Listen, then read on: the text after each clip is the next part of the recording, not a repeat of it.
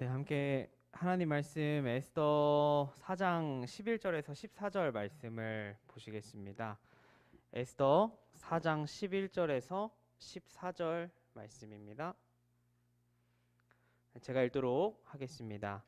왕의 신복과 왕의 각 도 백성이 다 알거니와 물론 남녀하고 부름을 받지 아니하고 안뜰에 들어가서 왕에게 나아가면 오직 죽이는 법이요 왕이 그 자에게 금오를 내어 밀어야 할 것이라. 이제 내가 부름을 입어 왕에게 나아가지 못한 지가 이미 30일이라 하라. 그가 에스더의 말로 모르드게에게 고하매 모르드게가 그를 시켜 에스더에게 회답하되 너는 왕궁에 있으니 모든 유다인 중에 홀로 면하리라 생각지 말라. 이때에 내가 만일 잠잠하여 말이 없으면 유다인은 다른 데로 말미암아 노임과 구원을 얻으려니와 너와 너의 아비 집은 멸망하리라. 내가 왕 후의 위를 얻은 것이 이때를 위함이 아닌지 누가 아느냐. 네, 저는 오늘 이때를 위함이 아닌가의 제목으로 함께 하나님께서 주시는 은혜를 나누길 소망합니다. 말로만 듣던 이 서액특교회에서 함께 말씀을 나눌 수 있음에 큰 감사를 드립니다. 사실 이런 곳에 초청을 받아 말씀을 전할 사람이 전혀 아닌데 하나님께서 불러주셨으니 이 시간 말씀을 통해 선포되는 하나님의 은혜를 깊이 경험하는 그런 귀한 시간 되시기를 간절히 기도합니다. 서울대 심리학과의 최인철 교수는 희망, 인생 최고의 히든카드라는 제목의 칼럼을 기재했습니다. 그의 칼럼에는 미국 존스 홉킨스 대학에서 진행되었던 실험 하나를 소개하고 있는데요. 길고 투명한 유리병 안에 이제 실험용 쥐 한 마리를 넣고 천천히 물을 붓기 시작합니다. 미끄러운 유리병 안에 갇힌 쥐 입장에서는 꼼짝할 수 없는 이 절망적인 상황에 빠지게 되는 거죠. 물이 점점 차올라 헤엄을 쳐야만 하는 그런 두려운 상황에 이르렀을 때 이 쥐가 얼마나 오랜 시간 버티고 견디는지를 관찰하는 것이 이 실험의 목적이었습니다. 여러 마리의 쥐를 가지고 실험한 결과 어떤 쥐는 60시간 이상을 버텨냈지만 또 어떤 쥐는 15분 만에 자신의 삶을 포기하고 말았습니다. 똑같은 환경과 똑같은 상황에 노출된 쥐들이었지만 이 결과가 너무나도 달랐던 것이죠. 왜 어떤 쥐는 무려 60시간씩이나 사투를 벌였던 것일까? 타고난 체력 말고 다른 이유는 없었을까? 혹시 삶의 의지 같은 것이 작동하고 있었던 것은 아닐까?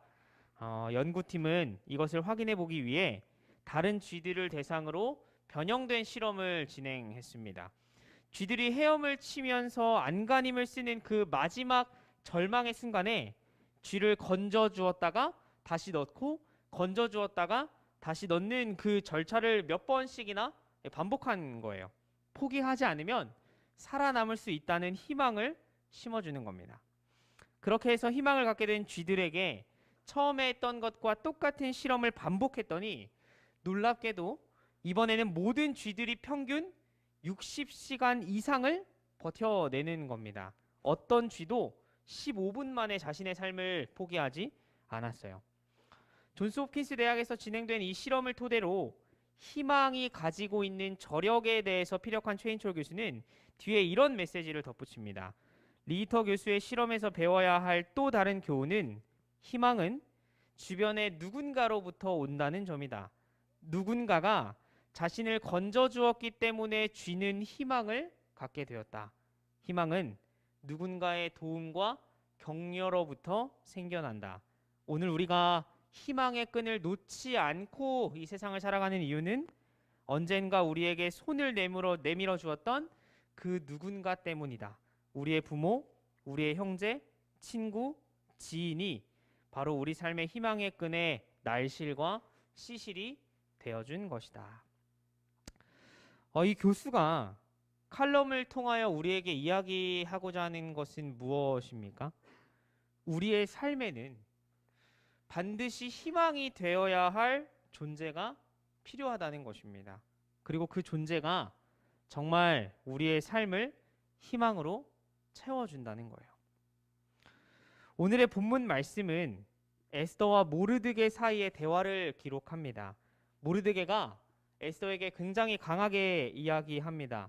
이때에 내가 만일 잠잠하여 말이 없으면 유다인은 다른 데로 말미암아 노임과 구원을 얻으려니와 너와 너의 아비 집은 멸망하리라. 너가 왕후의 위를 얻은 것이 이때를 위함이 아닌지 누가 아느냐. 모르드게와 에스더 사이에 왜 이러한 대화가 오고 갔는지에 관하여 우리가 이해하기 위해서 에스더서에 기록된 말씀들을 한번 또 자세히 살펴보도록 하겠습니다. 에스더서의 말씀의 배경은 아하수에로 왕이 페르시아를 다스리던 때입니다. 먼저 에스더 1장 10절에서 12절 말씀입니다. 제7일에 왕이 주흥이 일어나서 어전 넷이 무후만과 비스다와 하르보나와 빅다와 아박다와 세달과 가르가스 7사람을 명하여 왕후 와스디를 청하여 왕후의 면류관을 정제하고 왕의 앞으로 나아오게 하여 그 아리따움을 뭇 백성과 방백들에게 보이게 하라 하니 이는 왕후의 용모가 보기에 좋음이라. 그러나 왕후 와스디가 내시에 전하는 왕명을 쫓아오기를 싫어하니 왕이 진노하여 중심이 불 붙는 듯 하더라. 이 아하수에로는 7일간의 공개 잔치를 베풀었고 제7일이 되는 날에 자신의 왕후였던 와스디를 모든 백성과 방백들 앞에 공개하기를 원했습니다. 하지만 와스디는 이러한 아하수에로 왕의 명령을 거절하고 그 자리에 나가지 않아요. 그리고 이러한 와스디의 행동은 아하수에로 왕의 분노를 일으켰고 결국 와스디는 왕후의 자리에서 폐위됩니다. 그 후에 아하수에로는 새로운 왕후를 물색하게 되고 유다인이었던 에스더가 그 자리에 오르게 되죠. 에스더는 어떤 사람이었습니까? 에스더 2장 5절에서 7절의 말씀은 에스더의 삶의 배경을 기록합니다. 도성 수산에 한 유다인이 있으니 이름은 모르드게라. 저는 베냐민 자손이니 기스의 증손이요 시므이의 손자요 야일의 아들이라. 전에 바벨론 왕 느부갓네살이 예루살렘에서 유다 왕 여고냐와 백성을 사로잡아 갈 때에 모르드게도 함께 사로잡혔더라. 저의 삼촌의 딸 하다사 곧 에스더는 부모가 없고 용모가 곱고 아리따운 처녀라. 그 부모가 죽은 후에 모르드게가 자기 딸같이 양육하더라. 사실 에스더는 참 어려운 환경 속에서 자란 여인이었습니다. 일단 그녀는 페르시아의 입장에서 볼 때 유다인이라는 이방인의 색깔을 가지고 있었고 부모의 죽음으로 인하여 삼촌 모르드게의 손에서 자란 어쩌면 조금은 불운한 과정 환경을 가진 그런 여인이었어요. 어쨌든 이 와스디가 왕후의 자리에서 폐위가 된 후에 새로운 왕후를 찾는다는 조서가 온 국가에 반포가 되고 페르시아에 있던 많은 여인들이 도성 수산에 모이게 됩니다. 그리고 에스더도 그 자리에 함께 참여하게 돼요. 이 궁녀들을 전체적으로 주관하는 헤게라는 사람이 있었는데 그가 보기에 에스더는 완벽한 여인이었어요. 본교 성경 주석에서는 그가 처음에 에스더를 보자마자 에스더가 새로운 왕으로 선택될 것을 확신했다라고 기록합니다. 하지만 그렇게 완벽해 보이는 에스더에게도 분명한 약점이 있었는데 그것은 그녀의 출신이었어요. 에스더 2장 10절 말씀을 기록합니다. 에스더가 자기의 민족과 종족을 고하지 아니하니 이는 모르드게가 명하여 고하지 말라 하였음이라. 유다인이었던 에스더는 이 페르시아 국가 안에서는 이방인이었기 때문에 모르드게는 이 에스더로 하여금 자신의 출신에 관하여 이야기하지 말라는 당부를 받았던 것입니다. 본교 성경 주석에서도 만일 아하수에로가 에스더의 출신을 알았다면 에스더를 절대 왕으로 선택하지 않았을 것이라고 이야기합니다. 새로운 왕후를 선발하는 이 일은 오랜 시간 진중한 과정들을 통해 이루어졌습니다. 한 자리에 모인 많은 여인들이 아하수에로 왕의 앞을 지나가면서 수종을 들었고 아하수에로 왕이 기뻐하여 그 여인의 이름을 다시 부르지 않으면 그 여인은 왕후의 자리에서 탈락하게 되는 그런 방식으로 이제 이 일들이 이루어졌습니다. 수많은 여인들이 이미 이전에 탈락했고 시간이 한참이나 흘러 에스더의 차례가 됩니다. 에스더서 2장 16절에서 17절 말씀입니다. 아하수에로 왕의 7년 10월 곧 데벳월에 에스더가 이끌려 왕궁에 들어가서 왕의 앞에 나아가니 왕이 모든 여자보다 에스더를 더욱 사랑하므로 저가 모든 처녀보다 왕의 앞에 더욱 은총을 얻은지라. 왕이 그 머리에 면류관을 씌우고 와스디를 대신하여 왕후를 삼은 후에. 이 아하수에로 왕이 보기에 에스더가 어떠했다는 것입니까? 그 다른 어떤 여인들보다 아름다웠고 마음에 들었다는 겁니다. 이에 아하수에로 왕은 에스더를 왕으로 삼습니다.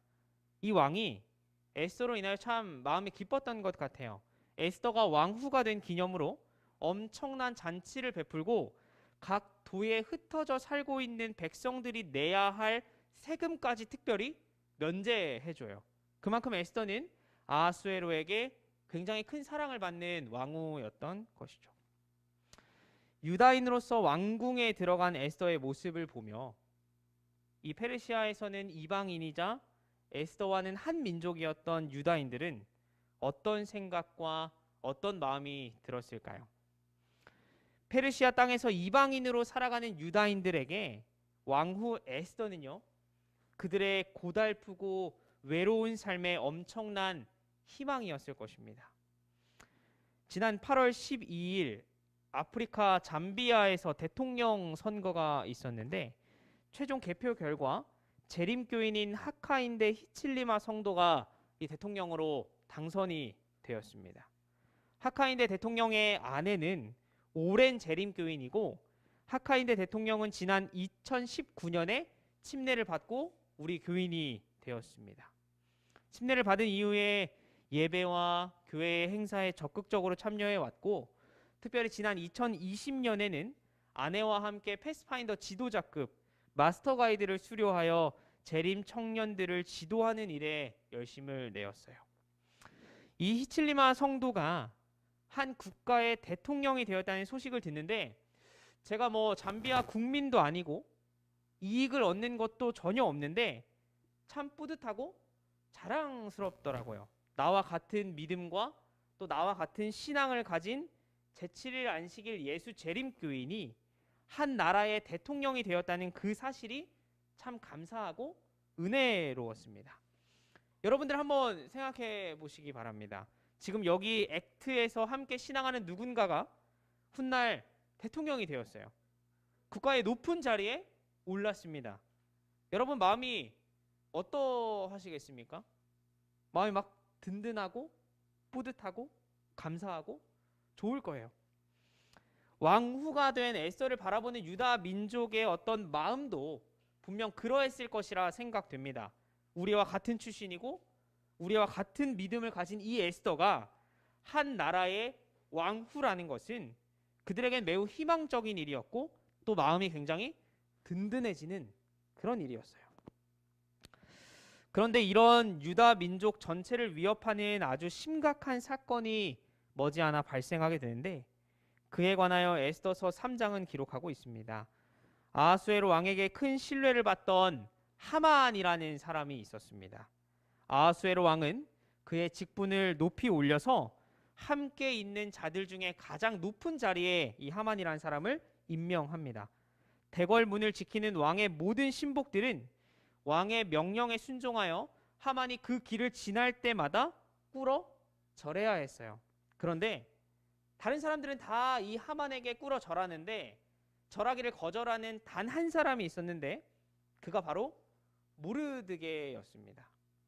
에스더 3장 3절에서 5절 말씀은 이렇게 기록합니다. 대궐문에 있는 왕의 신복이 모르드게에게 이르되 너는 어찌하여 왕의 명령을 거역하느냐 하고 날마다 권하되 모르드게가 듣지 아니하고 자기는 유다인임을 고하였더니 저희가 모르드게의 일이 어찌 되나 보고자 하여 하만에게 고하였더라. 하만이 모르드게가 꿇지도 아니하고 절하지도 아니함을 보고 심히 노하더니. 모르드게로 하여금 하만 앞에 절하라는 왕의 그 어명을 따르도록 하기 위해 그의 동료들이 끈질기게 노력했어요. 더 큰 문제가 발생하기 전에 그냥 하만에게 절하고 끝내라. 하지만 모르드게는 자신의 출신과 종교적 신념으로 인해 사람을 숭배하는 일을 할 수 없다고 설명하며 이 하만에게 절하는 일을 끝까지 거절합니다. 그런데 하만에게 엎드려 절하는 일에 대한 모르드게의 이런 반대는 조금 더 확장해서 그 의미를 살펴보면 모르드게와 같은 종교적 신념을 가진 모든 유다인들이 하만의 반대편에 선다는 것을 의미하는 것이었습니다. 이해가 가십니까? 그러니까 모르드게가 하만에게 자신의 종교적 신념과 출신 때문에 절하지 않는 것은 뭐예요? 모르드게와 같은 출신인 모든 유다인들 또한 그 하만의 반대편에 선다는 것을 의미했다라는 것입니다. 이러한 모르드게의 태도에 하만이 굉장히 분노하고 그런 모르드게와 유다 민족을 완전히 멸망시키기 위한 음모를 계획하는데 그 음모의 내용이 이렇습니다. 하만이 아하수에로 왕에게 아뢰되 한 민족이 왕의 나라 각도 백성 중에 흩어져 거하는데 그 법률이 만민보다 달라서 왕의 법률을 지키지 아니하오니 용납하는 것이 왕에게 무익하니이다. 왕이 옳게 여기시거든 조서를 내려 저희를 진멸하소서. 하만이 아하수에로 왕을 찾아가요.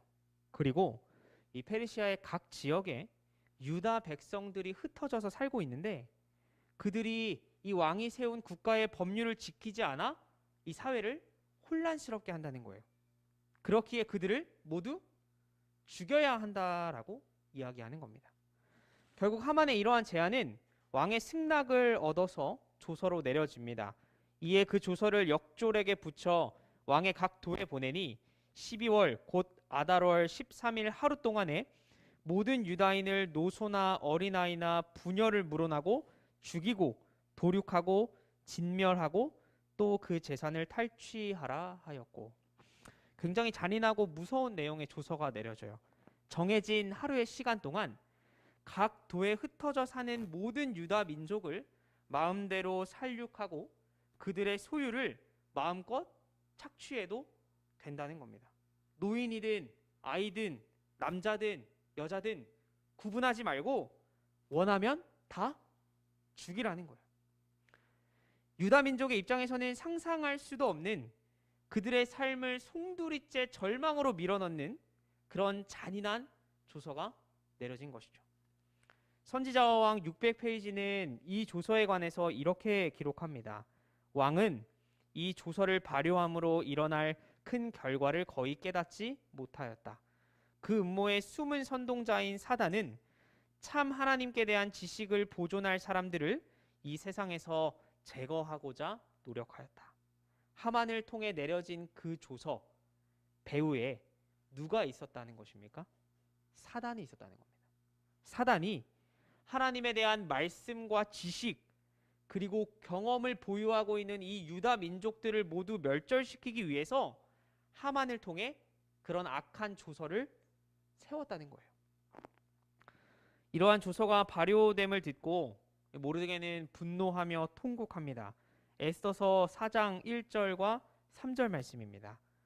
모르드게가 이 모든 일을 알고 그 옷을 찢고 굵은 배를 입으며 죄를 무릅쓰고 성중에 나가서 대성통곡하며 왕의 조명이 각 도에 이름에 유다인이 크게 애통하여 금식하며 고급하며 부르짖고 굵은 배를 입고 죄에 누운 자가 무수하더라. 정해진 하루의 시간 동안 모든 유다인들을 마음껏 죽여도 된다는 조서가 내려졌을 때 그 조서를 접한 모르드게와 유다 민족의 심정이 어땠을까요? 우리가 그들의 입장이 되었다고 한번 생각해 봅시다. 갑자기 오늘 전 세계적으로 이러한 명령이 내려져요. 11월 13일 다음 주 토요일에 그 하루 동안의 시간 동안 전 세계에 흩어져 살고 있는 제7일 안식일 예수 재림교인들을 모두 죽이고 그들의 재산을 마음 편히 착취해도 좋다. 극단적인 예이긴 하지만 실제로 그런 명령이 우리의 삶 가운데 내려졌다고 한번 생각해 보세요. 다음 주 토요일에 전 세계에 흩어져 살고 있는 제7일 안식일 예수 재림교인들을 뭐 해도 된다? 마음껏 죽여도 된다. 그리고 그들이 가지고 있는 모든 것들을 너희가 뭐 해도 된다? 마음 편히 가져가도 좋다. 어떠시겠습니까? 당장 다음 주 13일 안식일에 여러분 이 자리에 나와서 예배 드릴 수 있겠습니까? 내가 재림교인이라는 것을 알고 있는 내 주변의 사람들과 마음 편히 만나서 대화할 수 있겠습니까? 여러분 집에 현관에 붙어있는 교회의 명패를 그대로 붙여 두실 수 있으시겠습니까? 이러한 조서가 내려졌다는 것은 유다 민족에게는 말로 설명할 수 없는 공포와 두려움이 그들의 삶에 엄습했다는 겁니다. 그렇기에 모르드게와 모든 유다 백성들은 크게 애통하며 죽음을 상징하는 굵은 배를 입고 죄에 누웠던 것입니다. 액트교회 성도님들, 우리가 당시의 유다 백성이었다면 여러분들은 누가 생각이 나실 것 같습니까? 여러분들이 지금 그 당시를 살아가는 유다 민족이었다면 그런 조서가 내려지면 누가 좀 먼저 생각나시겠습니까? 물론 우리의 삶의 구원자 되시는 하나님이 가장 먼저 생각날 겁니다. 그렇기에 이 유다 민족은 금식하고 애통하며 하나님을 간절히 찾았던 것이죠. 그럼 그 다음은 누구일까요? 여러분 누가 생각나시겠어요? 가족입니까? 부모님입니까?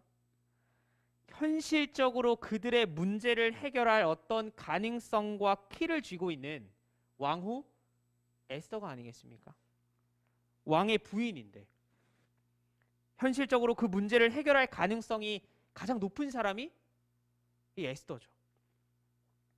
좀 어떻게 생명을 구제하기 위해 비빌 만한 사람은 오직 에스더뿐입니다. 그리고 증언의 말씀은 유다 백성들이 반드시 에스더를 기억하여 의지해야 할 분명한 이유에 관하여 기록합니다. 선지자와 왕 601페이지입니다. 하나님의 섭리로 지극히 높으신 이를 경외하는 한 유대 여성 에스더가 메데 바사의 왕후가 되었다. 에스더가 페르시아의 왕 아하수에로의 왕후가 될 수 있었던 이유가 무엇이라고 말씀은 기록합니까? 하나님의 섭리라는 겁니다. 그 모든 과정 속에 왕후가 되는 모든 과정 속에 하나님의 섭리와 은혜가 있었다는 거예요. 사단의 계획을 통하여 유다 백성을 모두 죽이라는 조서가 분명 내려졌지만 하나님의 섭리로 왕후가 된 에스더를 통하여 그 문제가 분명 해결될 수 있음을 증언의 말씀은 우리에게 이야기하는 겁니다. 모르드게도 이러한 사실을 잘 알았던 것 같습니다. 내시 하닥을 통하여 에스더에게 지금 일어나고 있는 모든 일들을 전달합니다. 에스더 4장 8절 말씀입니다. 유다인을 진멸하라고 수산궁에서 내린 조서 초본을 하닥에게 주어 에스더에게 베어 알게 하고 또 저에게 부탁하여 왕에게 나아가서 그 앞에서 자기의 민족을 위하여 간절히 구하라 하니. 유다인들을 모두 죽이라는 조서가 내려졌음을 모르드게는 에스더에게 분명히 전달했고 이제는 자신의 출신과 신분을 밝히고 한 민족인 유다 민족들에게 자비와 은혜를 베풀 것을 왕에게 나아가서 간청하라고 이야기하는 겁니다. 이러한 모르드게의 호소에 에스더가 이렇게 대답해요. 왕의 신복과 왕의 각도 백성이 다 알거니와 물온 남녀하고 부름을 받지 아니하고 안뜰에 들어가서 왕에게 나아가면 오직 죽이는 법이요 왕이 그 자에게 금오를 내어 밀어야 살 것이라. 이제 내가 부름을 입어 왕에게 나아가지 못한 지가 이미 30일이라 하라. 왕에게 나아가서 은혜를 좀 구하라는 모르드게의 말에 사실 처음에는 에스더가 굉장히 소극적인 태도를 보여요. 왕이 부르지 않으면 절대 먼저 나아갈 수가 없다는 거예요. 설령 나아간다 하더라도 왕이 자신이 가지고 있는 금오를 내어 밀지 않으면 자신도 결국 죽을 수밖에 없다는 겁니다. 그리고 상황이 더 심각한 것은 자신도 왕의 부름을 받아 나아가지 못한 지 어느덧 30일이나 지났다는 거예요. 단도직입적으로 말하면 지금 당장 그 일을 내가 하기 어렵다고 애둘러서 거절하는 거예요. 이러한 에스더의 말을 들은 모르드게는 아주 강력하게 에스더에게 이야기합니다. 오늘의 본문 말씀입니다. 모르드게가 그를 시켜 에스더에게 회답하되 너는 왕궁에 있으니 모든 유다인 중에 홀로 면하리라 생각지 말라. 에스더에게 뭐라고 이야기하냐면 너가 왕궁에 있다고 해서 절대 안전하다고 생각하지 말라는 거예요. 사실 왕후라는 이 에스더의 지위가 하만의 극심한 분노에서 이 에스더를 완전히 보호해 줄 수 있는 것은 아니었습니다. 왜냐하면 에스더는 자신의 무엇을 숨기고 있었어요? 자신의 출신을 왕에게 숨기고 있었기 때문이에요. 그래서 왕이 혹시 이 에스더의 출신을 알게 된다면, 그리고 하만이 이 에스더의 출신을 알게 된다면 이 에스더를 가만히 두지 않을 것이기 때문입니다. 그런데 이어서 기록되는 모르드게의 말이 굉장히 신기하고 강력합니다. 14절 말씀인데요. 너가 지금 만일 잠잠하여 어떠한 일도 하지 않으면 다른 유다인들은 다른 방법을 통해서 구원을 얻겠지만 너는 그렇지 못할 것이다. 에스더, 너가 지금 왕 앞에 나아가지 않고 유다 민족의 구원을 위해 아무런 행동도 취하지 않으면 다른 유다 민족은 다른 방법을 통해서 분명 구원을 얻겠지만 너는 그렇지 못할 거다라고 이야기하는 거예요. 이게 무슨 의미일까요? 본교 성경 주석에서는 이 부분에 관해서 이렇게 설명합니다. 모르드게에게는 하나님의 은혜로운 약속과 구원에 대한 신뢰가 분명했다는 겁니다. 그러니까 에스더가 이 일을 하지 않아도 어떤 다른 방법을 통해서 분명 하나님께서 유다 민족을 구원해 주실 것이라는 확신이 이 모르드게에겐 있었다는 거예요. 그리고 마지막으로 모르드게는 에스더에게 오늘 우리가 삶에서 반드시 기억하고 마음에 새겨야 할 아주 중요한 말을 합니다. 내가 왕후의 위를 얻은 것이 이때를 위함이 아닌지 누가 아느냐. 너가 지금 페르시아의 왕후의 자리에 앉아 있는 것이 지금 이 혼란스러운 시대에 유다 백성들을 구원하기 위한 하나님의 섭리이자 계획일지 누가 아냐는 거예요. 모르드게는요, 에스더가 왕후의 자리에 앉은 것이 오늘날 유다 민족을 구원하기 위한 하나님의 섭리이자 은혜라는 것을 분명 확신했습니다.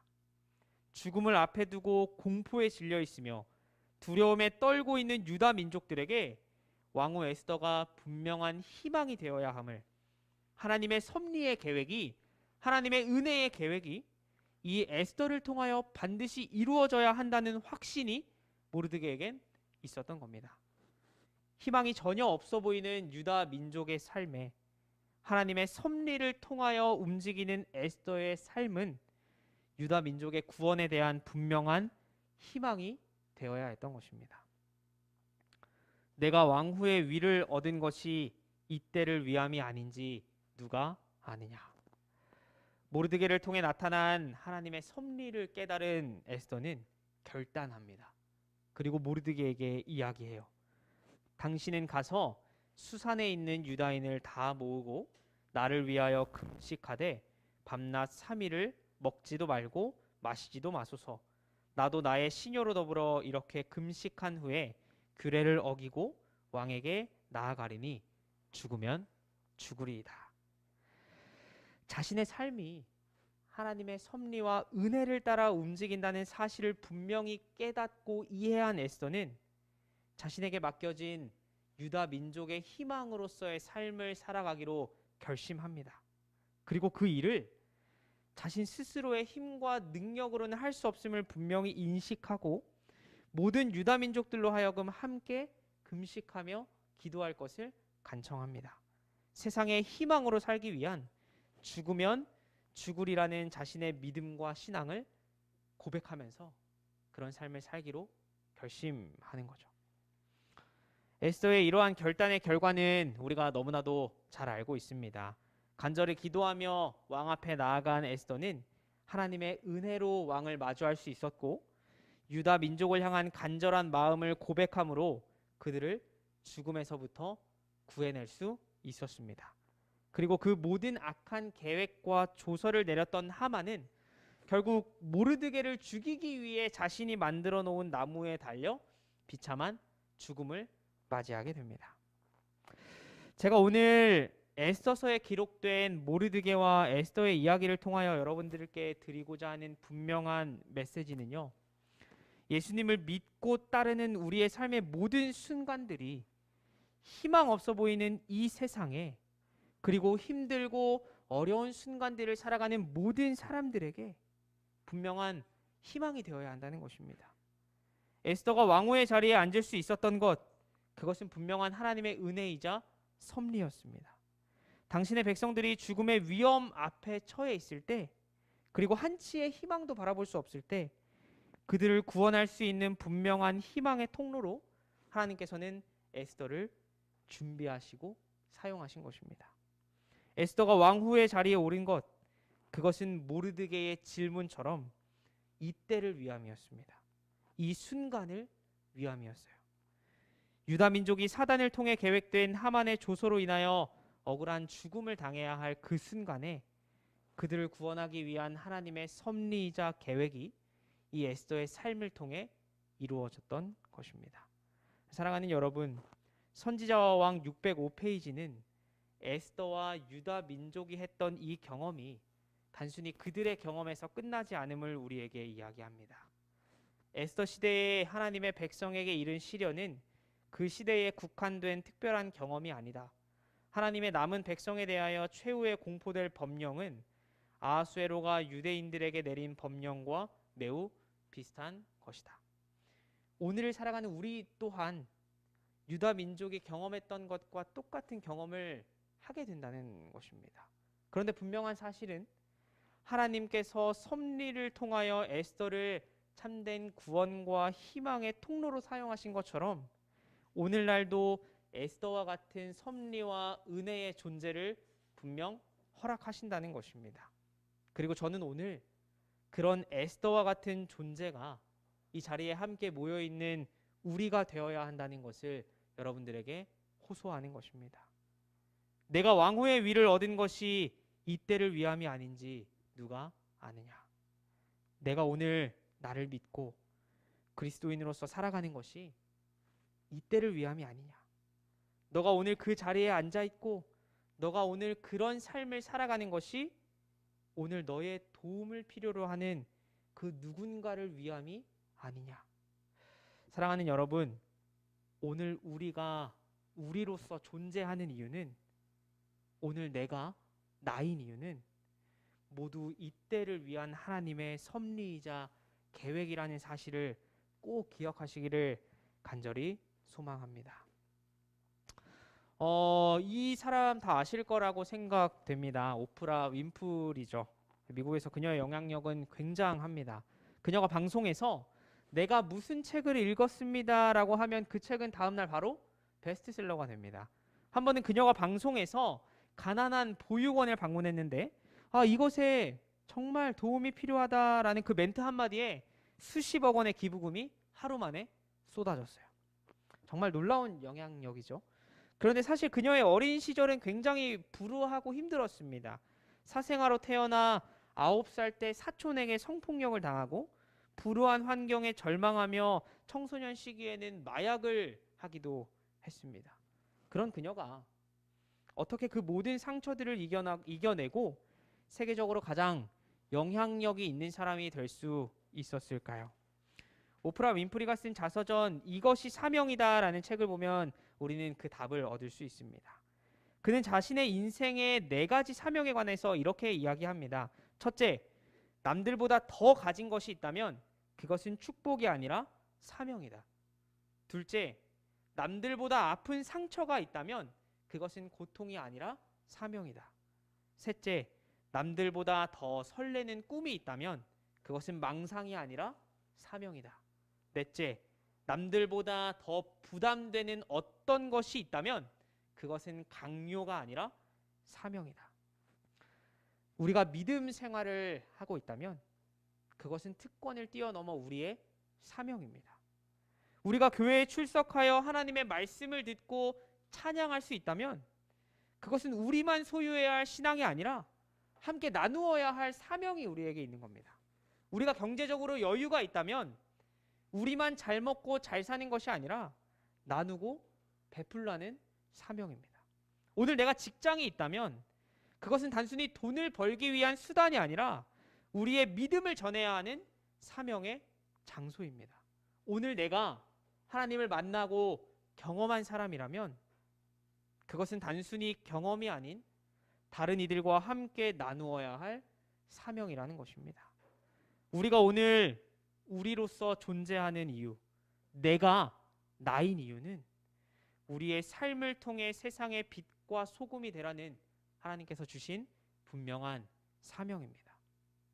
내가 왕후의 위를 얻은 것이 이때를 위함이 아닌지 누가 아느냐. 오늘 나의 삶의 모든 순간들을 통하여 함께 하시는 하나님의 섭리와 은혜가 우리의 마음에 늘 새겨지기를, 그래서 에스더가 그러했듯 세상의 희망이 되는 존재로서의 사명을 감당하시는 모든 여러분들이 되시기를 간절히 소망하며 말씀을 마치도록 하겠습니다.